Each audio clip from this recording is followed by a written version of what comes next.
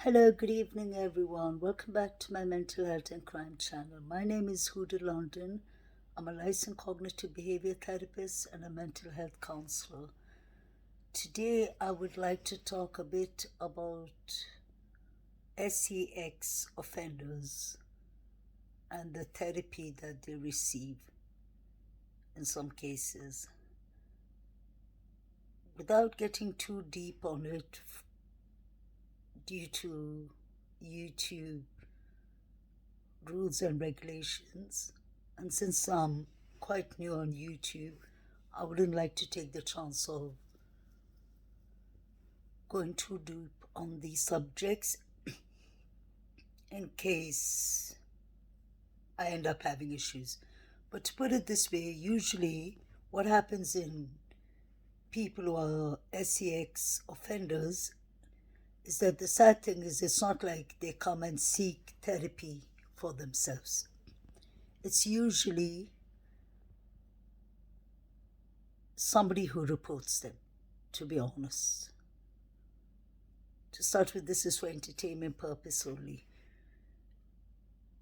The reason that I say that it's usually someone who reports them is because obviously they are doing a SEX offense. So it's not like they're going to come and own up and say that they have a problem or issue and that they've been doing this.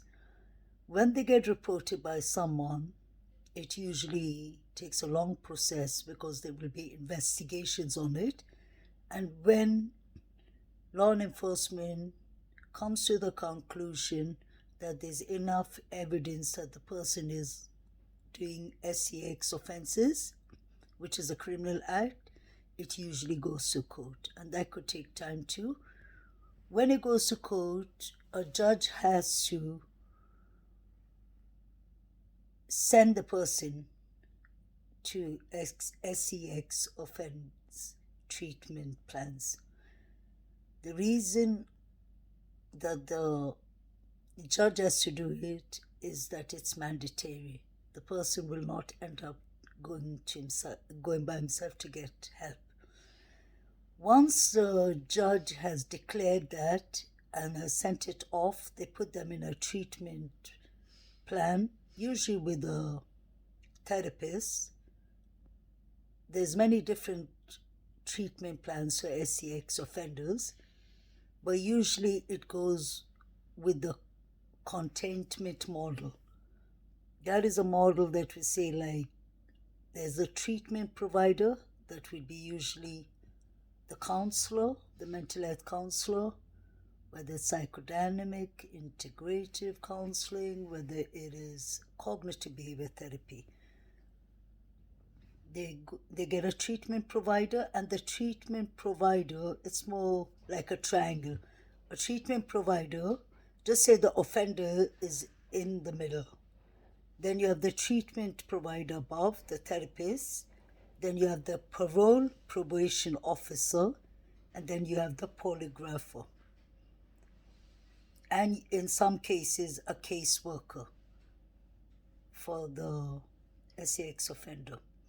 Once they're sent to treatment, it usually starts off as a group treatment. They're supposed to sign a disclosure form, and that will say that the therapist and the mental health branch that is working with him have the permission by the courts to disclose all informations of the SEX offenders.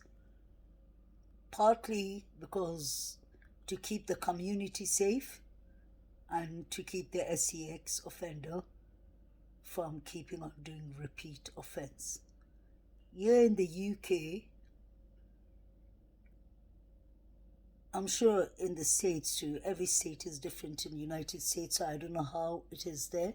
But over here in the UK and in most of the European countries, there is a register where they put the SEX offenders in, and there is strict rules. They're not allowed to go near school areas, just in case, just say if it was a SEX offense against children. They're not allowed to go near any parks, any playgrounds where children are. They're not supposed to be around even family children in some cases. It depends if it's a serial sex offender. And this containment model is really important because it is important that all these information are disclosed from the treatment provider to the polygrapher to the parole probation officer, caseworker, and whoever is working with the SCX offender. Like I said, it takes a long time to get these people who are SCX offenders in treatment because they do not come forward and say that they need help in most cases. So unless somebody in the family or neighbor or someone in the community or law enforcement, maybe therapists, unless somebody reports them, the behavior gets hidden and shadowed away, which is sad.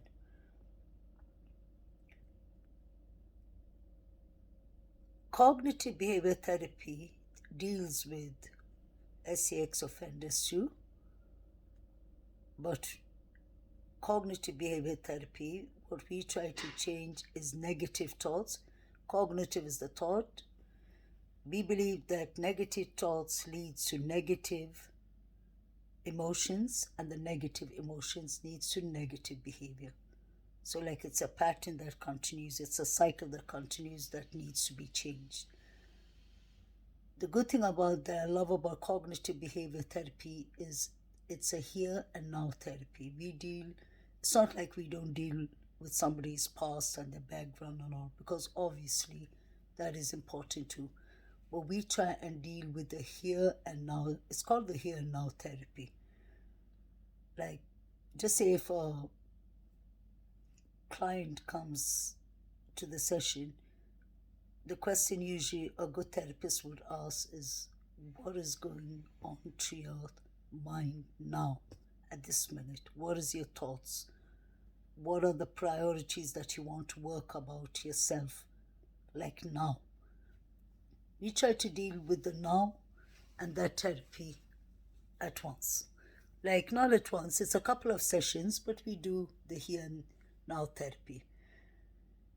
Going back to the SCX offenders, is that at the end of the treatment, this is a couple of years treatment, there would be a model called the clarification model. That would say that basically it's kind of like they confess, it's not like they're going and saying sorry to the victim for the sake of saying sorry about the bad behaviors or what they did, but it's a therapy for themselves to own up to what they have done, to understand that what they have done was wrong, whether it's to the victim or whether they're breaking law or whether, obviously, that what they're doing is really harmful and negative. Then they have to explain to the victim the reason that they have done it. That is towards the end when they're ready.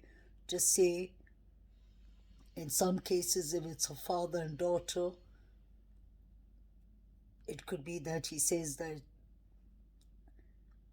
yeah, I'm sorry for taking advantage of your vulnerability and that you were a child and such things, Like, till they come to that part where they have remorse for what they have done and they show empathy and that they learn not to keep on repeating this pattern. It takes many years. The thing is, many people think that counseling is about you get healed when you're done with counseling, and that's not the case. We just try to help the client to better understand their thoughts and to put their negative thoughts aside or to deal with their negative thoughts, because it brings negative emotions, which leads to negative behavior. That is what cognitive behavior therapy is about. It is a very effective therapy because it's more scientific based. So when it comes to the SCX offenders, there's many rules and it's a mandatory program to go under in that therapy, because it's usually sent by the judge. And if the client does not comply with the terms and the treatment that he's given, it's not like a choice that they can walk out of the door. They have to comply with it. And if they don't, obviously, like I said, the containment model, you have the offender in the middle, you have the treatment provider, you have the parole probation officer, and you have the polygrapher and the caseworker in some cases. So they work as a team. And obviously, it's like a table standing on four legs. If one leg is not sitting firmly or is broken, the table is going to tremble. It's going to start shaking, or it may not stand stable. So that is what the containment model is about, according to me. Easiest way to explain it. That the treatment provider, parole probation officer, polygrapher, caseworker, all the people who are involved in this treatment, that they disclose every information to each other and work as a team, because that is done mandatory by a judge. As for the victims who have been the victims of SEX offense, I really feel sorry for them. My prayers and thoughts go out to them. If you are a victim suffering silently, I would advise you to seek therapy, because you're not alone. Nobody needs to be suffering in silence. Usually, I'm sure many victims don't come out and seek for help because of the stigma and the trauma and the PTSD that they've been through of a SEX offenses that has happened to them. But it's really important to talk about it, even to your mother, even if you can't speak to your family. At times it's recommended to talk to a therapist, because we are kind of